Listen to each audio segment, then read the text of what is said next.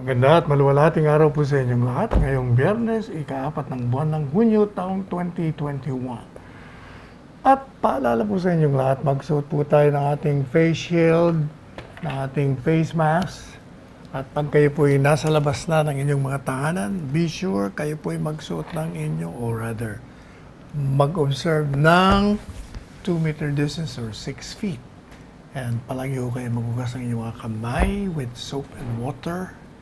And syempre, yung pong ating mga kalusugan, huwag niyong kakalimutan, magpalakas po kayo. Kumain kayo ng mga masustansyang pagkain lamang. Uminom ng maraming tubig, mag-exercise. Ano pa? Matulog kayo ng 8 hours a day and expose yourself to morning sun for your vitamin D. Yung pong Octa Research Group natin, sinasabi yung reproduction number sa NCR, tumaas mula sa 0.68 from 0.57 itong nakaraang linggo. At ito pong bilang na ito ay tumutukoy doon sa bilang ng mga tao na maaaring mahawaan ng isang tao sa buong populasyon. And during the week of May 26 to June 1, yung pong 7 araw na average natin ng mga bagong kaso, nagkaroon ng growth rate from 8% to 1,135, which is the first time the region had an increase mula po ng kasagsagan ng surge. Although, yun namang pagtaas slight lamang. And yung pong average attack rate in the capital region was also reported to be at 8.22 per 100,000. Meaning, ito'y nananatili pa rin moderate risk. At yung pong region's healthcare utilization and ICU occupancy rates, medyo nasa safe level pa rin. Yung threshold ng 60% during the period, recording 41% and 53% respectively. Para sa buong Pilipinas, yung pong reproduction number natin ay nag-increase to 1.09, while yung 7-day average of new infections increased by 37% to 6,699. And this was coming from 4,898 in the previous week, which is the lowest daily average since the peak of the surge in April. The group also noted, meaning the Octoarts, that there were significant increases in new cases in areas within the NCR+, namely Antipolo, Rizal, and Santa Rosa, Laguna. Ay, by the way, pasensya na kayo, na-late tayo ngayon kasi galing tayo sa isang lunch dun sa pinagpipitaganan nating dating presidente, Gloria Macapagal-Arroyo. Yung ating sasakyan, kung saan dumaan Mali ang daan, kaya na late tuloy tayo. Anyway, mukhang maganda ho ang kalusugan ni dating presidente Gloria Macapagal-Arroyo.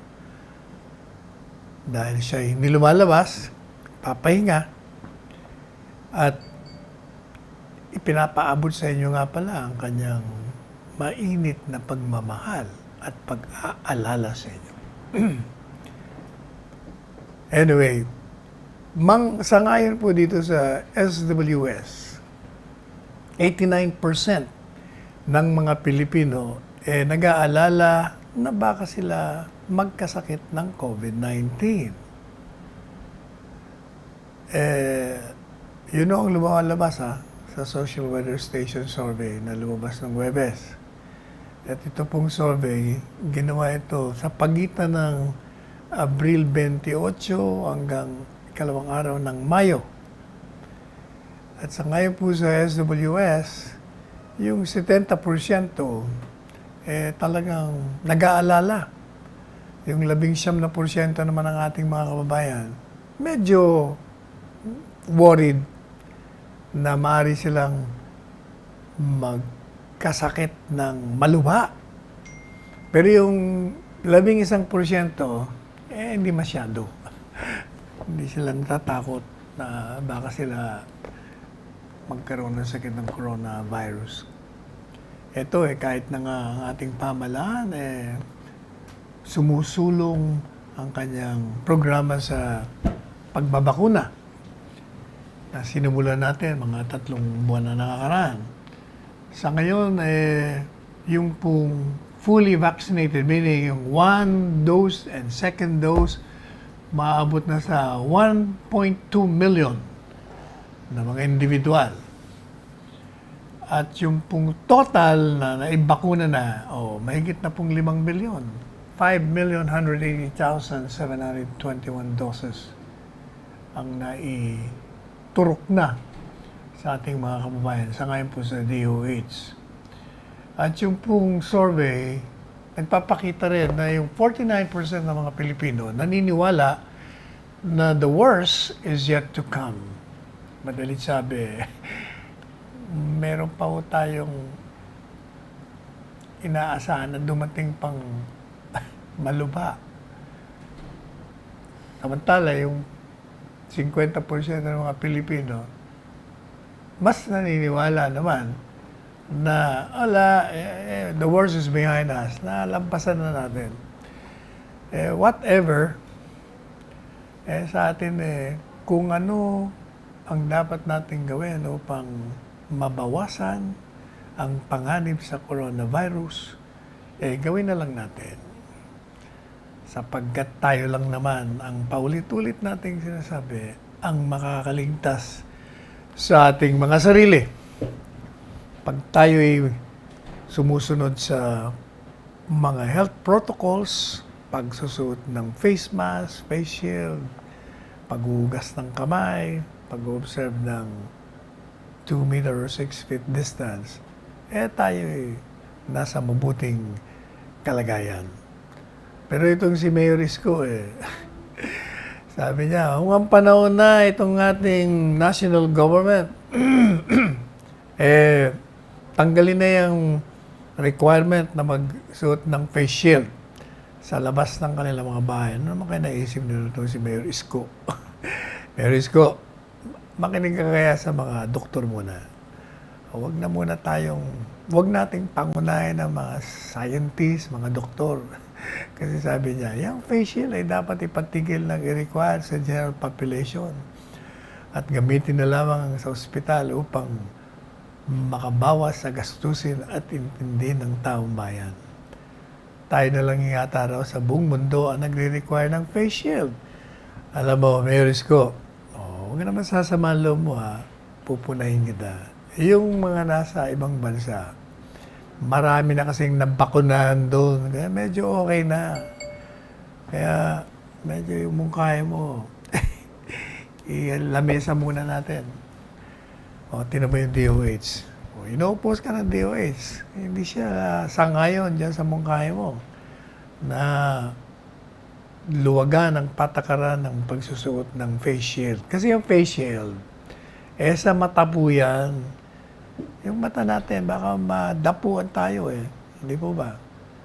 Sabi, okay lang yung mukha ni Mayor Isko, sabi naman ng DOH, kung malaki na yung vaccination coverage natin.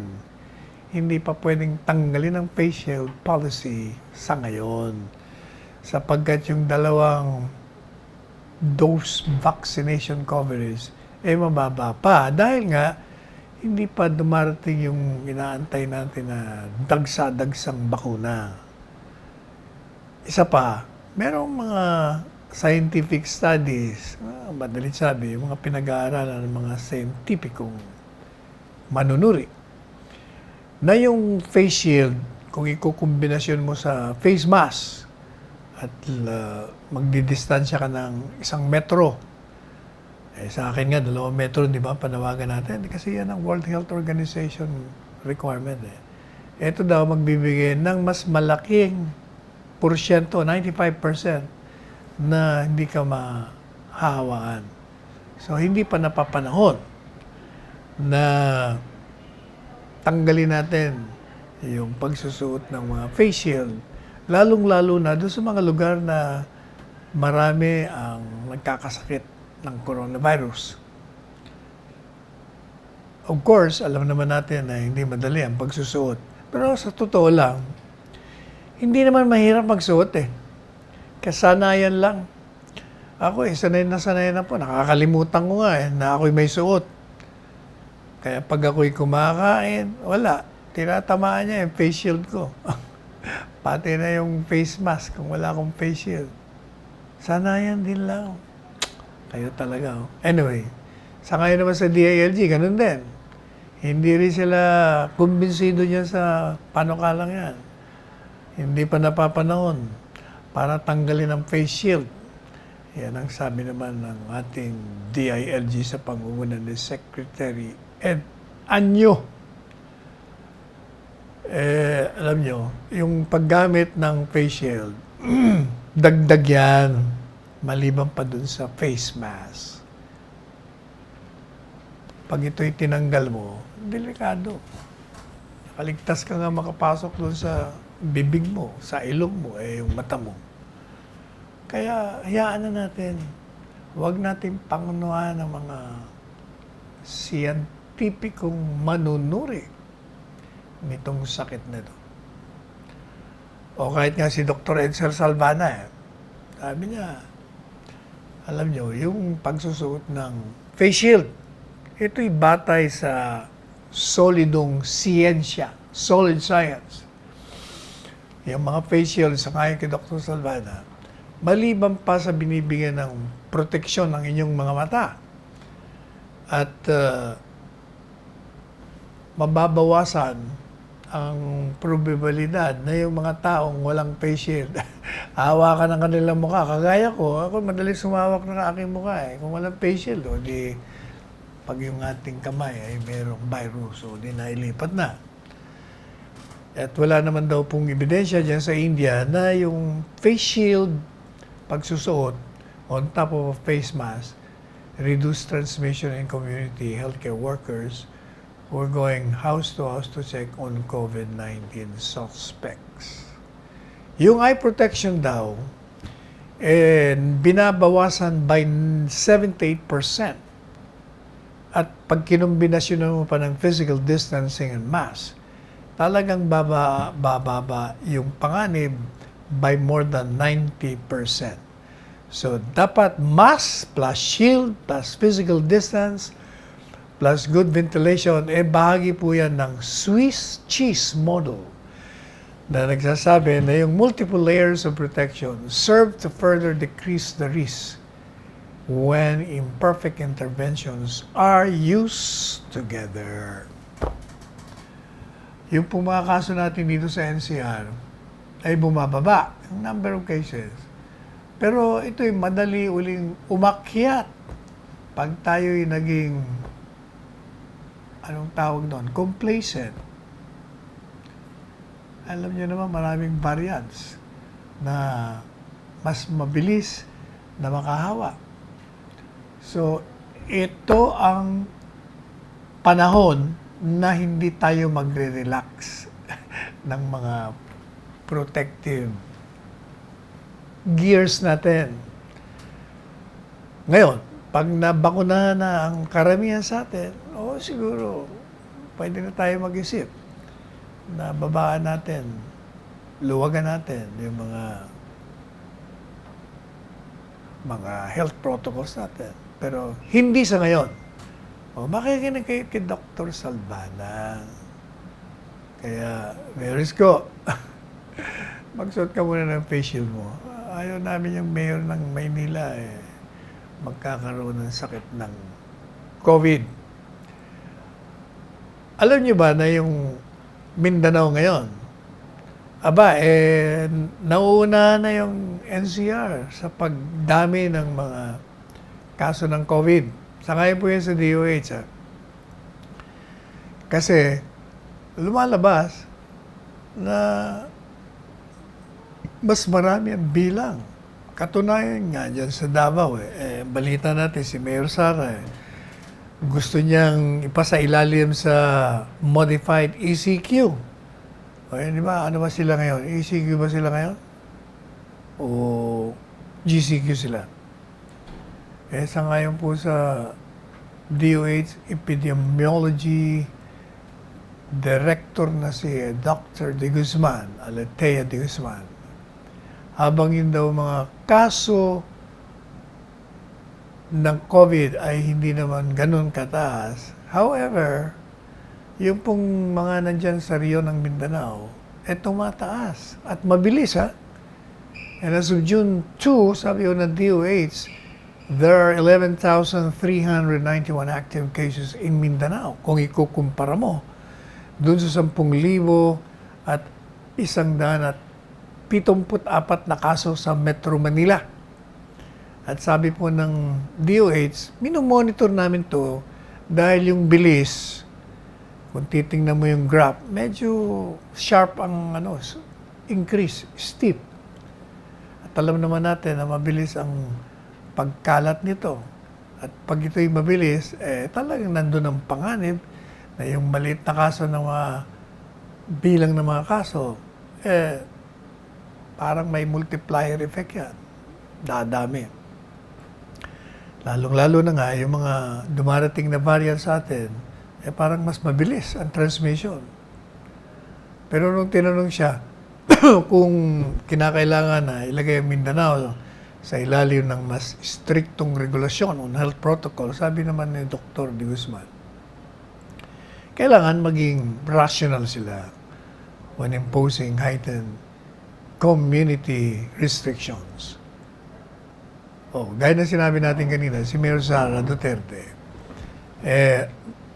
nagbigay po ng request dyan sa Interagency Task Force for the Management of Emerging Infectious Diseases na kumari ilagay yung kanyang siyudad sa ilalim ng Modified Enhanced Community Quarantine Status.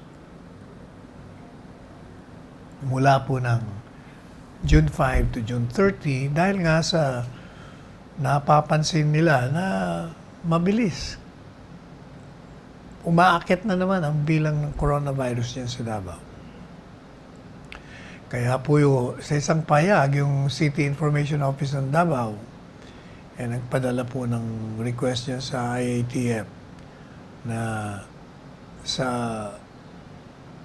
pangkasalukuyan, meron silang 1,665 active cases na ngayon naka-confine dyan sa Southern Philippines Medical Center. Malaki nga yung bilang na yan. 1,665.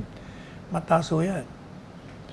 Kaya yung pong city government, in-announce nga nung Miyerkules na nagre-request sila sa IATF na ideklarang MECQ and to allow a circuit breaker in the surge of patients inside hospitals. Kaya yung pong Davao City ngayon ay mag-ship sa MECQ. Samantala, ito naman General Santos ay sa ilalim ng GCQ pa rin. Makakatulong mo yan pag nagkaroon ng MECQ kasi pag naglagay kayo ng striktong quarantine status, natural, magkakaroon din ng pagbagal ng transmission. Kasi pag maluwag, kahit naman saan lugar, luwagan mo, tingnan mo yung iba't ibang bansa, talagang pag niluwagan mo, spread spreading the virus. Anyway, inaprubahan na ako ng IATF yung request na dyan naman sa General Santos gawing GCQ mula Hunyo 5 hanggang makatapos ang buwan na ito. Lumipat tayo. Pag-usapan naman natin yung tungkol kay Mayor Sara. Sa ngayon po kay Congressman Joey Salceda, mga 5 daw partido politikal ang sasama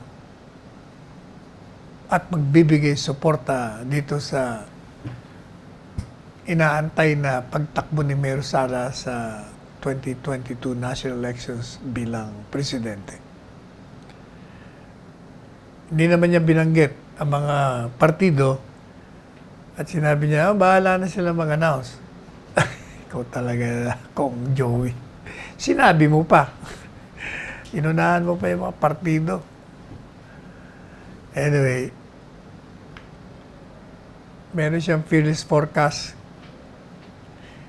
Ang forecast niya, yun daw si Presidente Duterte, yung anak ni Presidente Duterte, si Mayor Sara, significantly unopposed in 2022. Ano ko, yan lang ba ang ano mo? Ang fearless forecast mo. Itong programang ito, Kong Joey, ang fearless forecast, she will win overwhelmingly. Matagal na natin sinasabi yan. Hindi lamang unopposed. I-oppose mo na ng lahat, nakalaban niya. Walang laban kay Mayor Sara Duterte. O, lalo na. Pag si Presidente Duterte tumakbo pa ng Vice President, it's a done deal. Maniwala po kayo. Tapos na ang labanan. Tapos na ang boxing, kumbaga.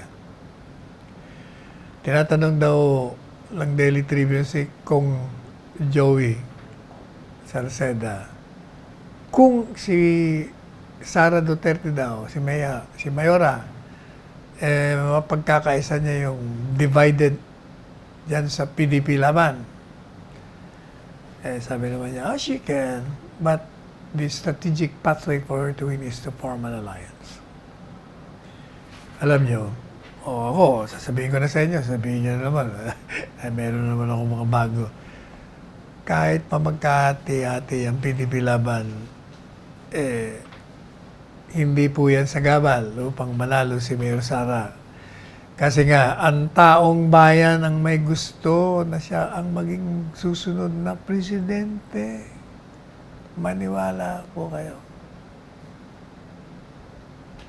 Sa ngayon, si Mayor Sara, pag tinanong mo, dati pag tinatanong mo, ayaw niya.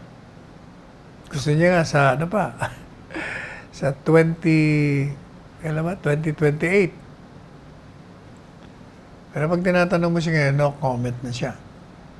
Di ba, binida ko sa inyo nung nabisita natin nung 2 linggo na nakakaraan. Ang sagot sa atin, matagal pa naman yan, sir. Matagal pa naman. Pero, ano na ho yan? Kung gusto niyo si Mayor Sara, ano niya na, bulong niya na. There's no chance that I would change my mind. Yan ang sabi niya noon. What's my reason? I do not want to enumerate the reason. Sabi niya noon, because there's a lot. I just don't want to offend or hurt anybody. Yun yung noon. Hindi ba sabi ko sa inyo, ang isang tao, merong pwedeng isang posisyon batay sa mga kalakarang nakabalot sa panahon na sinabi niya yon o binigay niya ang posisyon. Subalit, pag yung kalakaran ay nabago, ang taong gumawa ng original na posisyon niya ay maaaring magbago. At isa lang hangal ang taong hindi magbabago ng posisyon kahit na yung mga kalakaran na pinaggawa niya ng batayan ng kanyang posisyon ay nabago na. Siyempre, you make a position on the basis of circumstances. When those circumstances are changed or are altered, necessarily, you have to change your position. Yan ang reason. Pero si Presidente Duterte, nagbibigay pa rin ng kanyang paalala sa kanyang anak. Siyempre, ama ko ito. Alam niyo naman ng mga ama. Tayong mga ama. Malapit na yung Father's Day nga pala. Kailan ba Father's Day? June 6? Siyempre, yung ama, ayaw na yung mga anak mapasailalim sa mga mahirap na pagdaraanan. Dumaan siya dyan. Pero mag-6 na taon na siyang dumaan bilang presidente. Talaga namang napakabigat ng suliranin ng bansa. Ayaw niya nang danasin pa ng kanyang anak. Pero teka muna, hindi pa tayo nagpapahinga. Balikan po natin ngayon after a few reminders from our studio.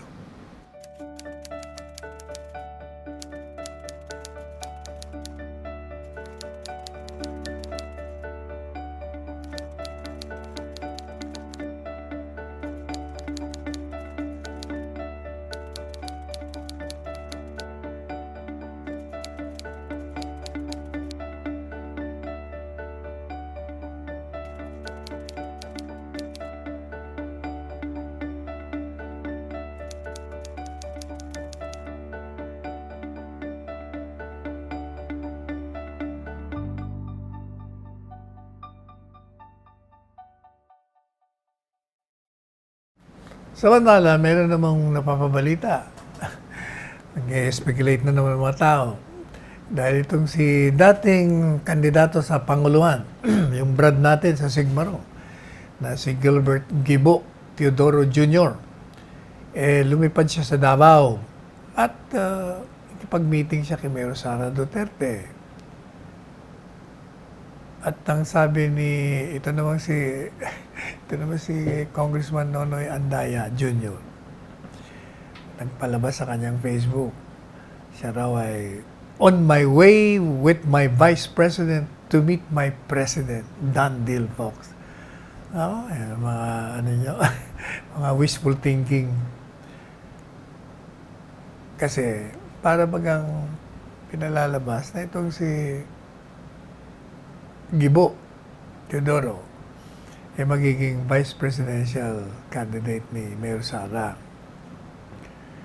Alam nyo, sa bagay, hindi naman masama na mag-speculate o mag-wishful thinking. Pero, medyo malabo yun. Sayang din itong si Gibo. Kasi nung tumakbo siya noong 2010, parang napaaga yung takbo niya. Parang premature. Kasi yung awareness niya at that time, mababa. Kung baga, marami sa mga tao ang hindi siya kilala. Pero ang conversion rate niya, malakas, mabilis. Kung baga, hindi siya kilala. Pag nakilala, boto ang kagad siya. O yun ang naging problema niya. Kaya, hindi siya nanalo. Ang nanalo nun, di ba si Noynoy Aquino? Kasi naman, yung mga Pilipino, namatay yung nanay, nagkaroon ng sympathy votes. Halal naman siya. Na isang malaking pagkakamali naman. Anyway, kung may plano sana si Gibo Teodoro na tumakbo ngayong halalan, dapat nung inalok siya ni Presidente Duterte na maging kandidato or rather na maging defense secretary, sana tinanggap niya. Alam natin, inopera siya. 3 beses yata siyang inoperan. Pero, tinanggihan niya. Pero sabi niya, hindi naman niya tinanggihan. Nag-iisip pa siya. Pero, pag inoperan ka ng presidente, you cannot afford to dilly-dally. Dahil kailangan na yung presidente yung posisyon ng defense secretary. O kaya, inalok niya na si Secretary Delphine Lorenzana. Kung ngayon pa lang siya tatakbo, 10 taon na ho siyang wala sa consciousness ng tao, lalong wala siyang awareness na. Kung noon wala, lalo na ngayon. Pero sa totoo lang, magaling ho itong katunayan, siya ho ang tinulungan natin. Siya talaga. Nagpagawa pa ako ng mga t-shirts para sa kanya. Nung siya'y tumakbong presidente, siya talagang dinala natin. Maliban pa sa fraternity brad ko sa Sigmaro, Junior Sigmaro ko ito. Maganda ang credential. Nag-aaral sa Xavier. Xavier Boy ito. Pareho ng aking anak na si Paulo. Nag-Ateneo. Nag-UP. Nag-Harvard. Di ba lahat na lang ng magandang eskwelahan dinaanan niya. Maganda pa kabiyak nito. Prieto. Model pa. Kumbaga, okay, ganda sana ang kombinasyon. Pero sabi nga pag hindi mo panahon, talagang wala pa. Hindi nangyari. Samantala, si Presidente daw, merong pinagpipilian. Kumbaga, may mga choices siya na pwedeng tumakbong presidente. Isa daw, si Mayor Sara. Akala ko ba ayaw niya? mali yata yung sinabi ng kasama natin. Ito daw si Manny Pacquiao. Pangatlo daw si Mayor Isko. Pangapat si dating Senador Bongbong Marcos. At yung panglima, si Senador Christopher Lawrence Bongo. Isa lang ang gusto ni Presidente. Kung makikinig ka sa kanya, sinabi niya, ayaw niya si Mayor Sara tumakbo. Gusto niya si Senador Christopher Lawrence Bongo. O yan ang talagang. But gaya po ng sinasabi natin, yan depende sa tawag ng panahon. Depende sa tinig ng bayan. Kung makikita ni Presidente Duterte na talagang dumadagundong ang panghihikayat, ang pakiusap ng mas marami sa ating mga kababayan na tumakbo ang kanyang anak na si Mayor Sara Duterte ng Davao City. At siya rin ay patatakbuhin ng Vice President. Mahirap pong tumanggi. Mahirap tumanggi sa call of destiny or date with destiny or appointment with history. Talagang bibigay ka eh. Kung hindi, nako, yung sambayanan na umaasa, mawawala ng pag-asa. Alam naman natin, itong si Presidente Duterte, nasubukan na natin at sinusubukan pa rin at malayo na nakapasa nga eh. Kaya kahit anong gawing survey, palaging siya pa rin ang gusto ng taong bayan. Sa parte naman ni Senador Christopher Bongo, hindi siya interesado. Ito talaga kinausap na tayo ng masinsinan sa isa sa mga lakad namin. Talagang, sir, ayaw ko talagang tumakbo. Mapipilitan lang akong tumakbo kung aapihin nila si Presidente Duterte. At saka kung si Presidente Duterte ang aking running mate bilang BC, hindi ako tatakbo ng solo. Yan naman ang kay Senator Christopher Bongo. Sabi niya, I will leave my faith to God, to the Dutertes and to the Filipino people. Sabi niya, ulitin ko lang po, pinapaubaya ko na po sa Diyos, sa mga Duterte at sa mga kapatid kong Pilipino na nagbigay sa akin ng pagkakataon na mga pagserbisyo sa kanila. Kaya hindi ko po sasayangan itong pagkakataong ito, ibabalik ko po sa inyo ang serbisyo, sabi ni Senator Christopher Bongo.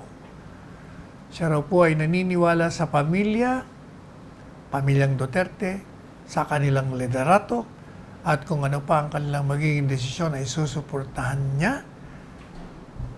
At iisa lamang daw naman po ang kanilang layunin, ang pagsilbihan, ang kanilang kapwa Pilipino at kabutihan lamang ng bawat Pilipino ang nasa isipan at puso nila. Kaya nanawagan po si Senator Christopher Bongo sa kanyang mga kapartido at mga tagasunod na isipin siya na siya ang huli. Kumbaga, huling baraha na lang siya. Kaya ako na lang ang last choice niyo. Kung wala nang iba, sa kanya na ako yakaging tumakbo. So, yan ang posisyon po ni Senator Christopher Bongo. Pero kung doon naman sa mga nagme-meno sa kanya, no, maling-mali kayo dyan. Yan qualified yan si Senator Christopher Bongo sapagkat sabi nga natin sa inyo nag-on-the-job training yan kay Presidente Rodrigo Roa Duterte. Lahat ng estilo ng Presidente nakakuha niya na. Tingnan nyo, pakinggan nyo siya magsalita, pakinggan nyo kung anong estilo ng kanyang pagsisilbi, ganyan. Sipag, napakasipag. Saka mababa ang kalooban. Walang garbo, walang yabang sa katawan. Humble pa rin hanggang ngayon. Kaya sabi niya nga sa paglilingkod ko kay Presidente Duterte bilang kanyang kasama sa kanyang pamumuno, alam niya raw ang mga suliranin at mga paghamon na ibinibigay ng Panguluhan. At napakahirap daw na isuot niya yung kanyang sarili sa sapatos ni Presidente Duterte. Kung trabaho lang daw ang pag-uusapan, alam na alam niya po. Sobrang alam niya raw.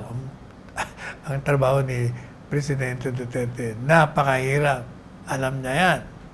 Sapagkat sabi niya, ako mismo ay discouraged po ako na tumakbo bilang Pangulo dahil alam ko pong napakahirap po na maging isang Pangulong Duterte.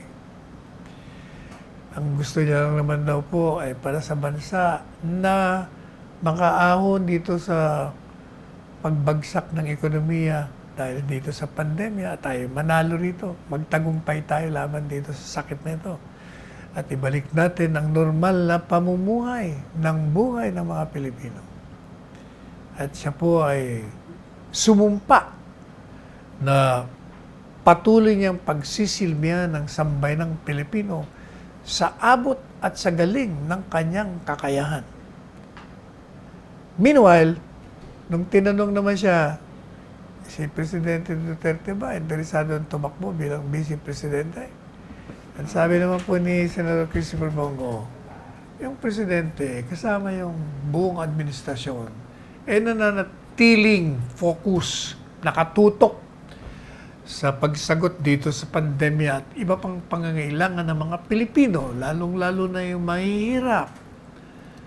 At binigyang diin ni Senator Christopher Bongo na kung si Presidente Duterte i-consider yung pagtakbo sa 2022, mas gusto niya raw na ang running mate ni Presidente Duterte ay yung may pagpapatuloy ang pagbabago na sinimulan ng administrasyon. Sino pa ba? Sino pa bang running mate na pwedeng magpatuloy kung hindi si Mayor Inday Sara o kaya naman si Senador Christopher Bongo. Ito namang sinasabi ito si Joey. Napapansin ko si Joey. Dami mong mga teorya, dami mong mga hindi ko malaman kung nakakuha mo lang yun sa programa natin. Dahil itong programa natin, matagal na itong Duterte. In fact, ito ang unang programa. Ito ang unang nagpalipad ng Duterte 3 months ago. And earlier on, yung sige Pastor Kibuloy, sinasabi din yun. Although, much earlier on, ang talagang original na ideya ng Duterte, yung mag-ama. Kasi silang dalawa tumakbo sa Davao noon, nung hindi na pa pwedeng tumakbo si Mayor Duterte dahil naka 3 terms na. Vice Mayor ang kanyang tinakbuhan at si Mayor Sara naman ay Mayor. O kaya, kumbaga, history repeats itself. Inuulit kung ano ang nangyari sa kasaysayan. Sabi ni Kong Joey Salceda, reasonably daw na prospect. Kaya lang, meron siyang kaya lang hindi, or rather, sabi niya, hindi reasonabling prospect yung silang dalawa tumakbo. Bakit naman, Kong Joey? Kasi sabi niya, unang-una, consider mo yung geographical balance. Kailangan daw sa ating sistema, yung concentration ng isang presidente, dapat titingnan yung kung saan sila pareho galing para daw hindi masyadong nakakonsentrate yung national resources geographically. Walang logic yun. Alam mo, yung mga ganong mga pagsusuri Kong Joey, walang galing na sa'yo. Makitid yun, narrow. Alam nyo, hindi mahalaga kung yung dalawang tandem nanggagaling sa isang lugar. Hindi pa pwedeng mag-geographical pa tayo kasi dapat kung presidente ka, doesn't matter where you come from para mabigyan mo ng development yung isang lugar. Kailangan, hindi lang yung lugar mo ang aasikasuhin mo, kundi lahat, kung ano yung kailangan, dun ka. Pangalawa, yung sinasabi mo ng mga kritiko, hindi pa pwede yung nanggagaling pareho sa Mindanao. Lalo pa nanggagaling sa isang pamilya, alam nyo, ang hiningi ng ating bansa at ang ating sambayanan, hindi ho sila interesado kung saan kayong galing lupalop dito sa ating bayan, kung kayong kandidato. Para sa kanila, ang mahalaga, ikaw bilang presidente, at ikaw naman bilang vice presidente, ang iisipin mo lang yung pagsilbihan mo kami. Bigyan mo kami ng proteksyon. Saan ka man ang galing, kay Luzon ka man, kay Mindanao ka man, kay Visayas, hindi po pwedeng kayo-kayo, kanya-kanya, tayo-tayo. Tayong hong lahat ay mga Pilipino. Yun ang pinakamalaga. Wala na yung mga Tagalog ka, Bisaya ka, Ilocano ka. Noong pa ho yun, noong unang mga panahon, bata pa si Isabel. Kanga. Ngayon, kailangan ang tingin po natin sa bawat isa, tayo bahagi ng isang kabuuan. Ang sakit ng kalingkingan ay dama ng buong katawan. We are parts of one whole.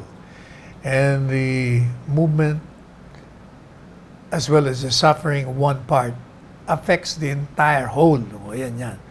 Kaya, tingnan natin yung kakayahan, yung katangian ng mga kakandidato. Kaya kayong mga nandiyan sa Makabayan, tigilan nyo na yung mga mga pagbabanat nyo dito sa Duterte. Alam niyo kung bakit? Nakakamatay daw. Nakakamatay. O tama ka. Tama kayo. Nakakamatay ng katiwalian, nakakamatay ng illegal na droga, nakakamatay ng rebellion. Kasi deadly ang kombinasyon talaga. Pareho may political will. Biro mo, pagsamahin mo yung mag-ama, parehong ugali, parehong talino. Bakit? Ba't naman hindi mo sasabihin pareho? O pareho abogado. Yung gist nila, isa lang pinanggalingan. Hindi po ba? Nakita niyan, di ba? Binita ko sa inyo. Gusto kong umuwi ni Presidente sa Davao para ipagdaos ang kaarawan ng kanyang First Lady, si Aneleta Bansenya. Hindi siya pinalanding ng kanyang anak, mayor ng Davao, kasi may protocol doon. May lockdown. Di ba? Ganyan na ganyan din ang ugali ng ama eh. Kung ano yung batas, sundin na lang natin. Ganyan. Kaya, kayong mga nandiyan sa, anong grupo nila? Bayan muna. Ano pa? Sa grupo ng mga kaliwa. Nako, tigilan nyo na yan. Maniwala kayo, kahit anong gawin yung pangontra, mananalo yan. Of course, it doesn't mean na hindi kayo pwedeng tumakbo. Lahat na gustong tumakbo. Napabalita, yung kaibigan natin taga-Cabiting senador, gustong tumakbo, takbo. Yung ating kaibigan ding presidente ng Senado, si Vicente Soto, gusto rin tumakbong busy. Karapatan po nila yun. Di hayaan natin ang taong bayan ang maghusga, ang magbigay ng mandato kung sino man sa kanila. Yung akin naman yun ang aking pananaw. Pareho yung aking paningin noong 2000 or years before 2016 nang magiging presidente at kailangan ng bayan at the time si Presidente Rodrigo Roa Duterte. At nangyari nga po yan. Tingnan po natin, takbohin nyo na, pati si Manny Pacquiao gusto tumakbo, hindi takbo. Ito nga si Leni Robredo. Ang problema kay Ate BP Leni, mukhang hindi rin makadesisyon kung tatakbo siya o hindi. Takot talaga siyang tumakbong sa Panguluhan. Kasi napakabigat talaga ng kalaban. Kaya di ba sabi niya one time, kailangan magkaisa tayo, napaka-popular ng presidente ito. Correct. Kaya kita mo, lumipat na ho siya sa the town after Naga, sa Magarao, kasi naghahanda siya na tatakbong gobernador ng Camarines Sur. Kasi kung Naga siya, residente, hindi siya po pwede tumakbong gobernador ng Camarines Sur. Habang sinasabi niya na hindi pa siya desisyon, most likely, yan ang mangyayari sa kanya. Dahil pag hindi naman siya tumakbo, yung isa namang napaka-useless na naging senador dito sa bansa natin, na pinakain, binihisan ng gobyerno, pagkatapos nag-i-stage ng coup, tapos sinisiraan ng presidente. Naku, katakot-takot na. Gustong tumakbong presidente, siya daw ang papalit kay BP Lenny. Naku, kawawa naman ng Pilipinas. Pero hindi yung mangyayari, huwag kayong mag-alala. Hayaan nyo na tumakbo para makatanggap na siya ng repudiation o pagkatalo. O samantala, ito naman si Senator Manny, nagre-react naman kay Secretary Al-Kusi.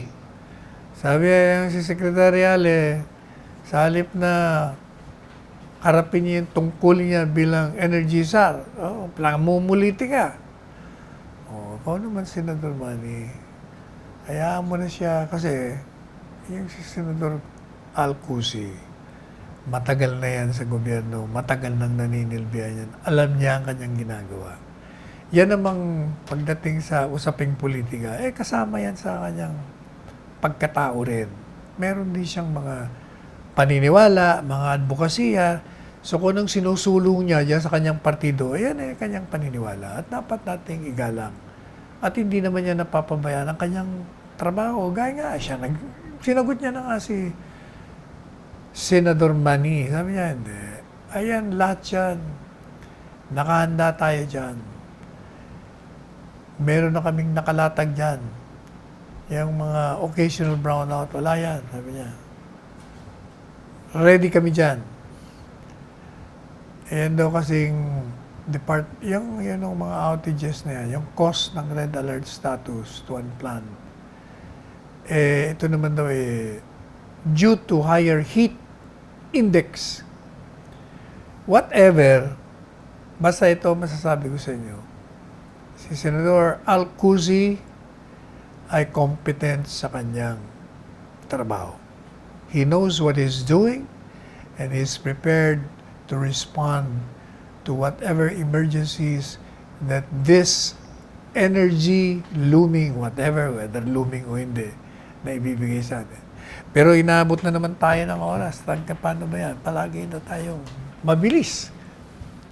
So, pansamantala, nagpapaalam po ang inyong lingkod. Bukas po, alaunan tayo dahil Sabado bukas. Ang inyong lingkod, Salvador Panelo, nagsasabi sa inyo, magsuot po tayo ng ating mga face mask. At yung face shield, huwag nyo muna tatanggalin yan. Hanggat hindi tayo nababakunahan lahat, or at least 70%, manatili po yan. And of course, huwag kayong makakalimot palagi na magpalakas, palusog. O siya nga o pala, pag kayo ay nagising na sa umaga, pagkatapos kayong mahimbing na matulog, tayo po ay magpasalamat sa dakilang Diyos sa pagbibigay sa ating buhay, sa pagdudugtong po nito, sa paggabay sa atin, sa wastong daanan. At tayo po ay magpasalamat dahil isang taon na tayong lumalaban, mukha namang nasa ayos pa ng kalagayan ng ating bansa. Humingi pa po tayo ng dagdag na biyaya, suporta at lakas dito sa Kanya. Let us tread the path of roses and let us go beyond the path of thorns. Magmahalan tayo, and I love you all. Alam mo, hindi ako kampanya, but Sal Panelo would be a very important asset sa kung tatakbo ka. Kung mapilit kitang magtakbo. Alam mo, ganun ka lang magdamit. bakit ka ba magdamit ng ganun? Pero okay naman, gusto man na siguro ng tao. But I said, we would be lucky, the entire kayong mga kababayan, maswerte kayo si Panelo, magamit ninyo ang utak ni Panelo. Sayang. Gamitin natin. Make him whatever in the future. Marunong.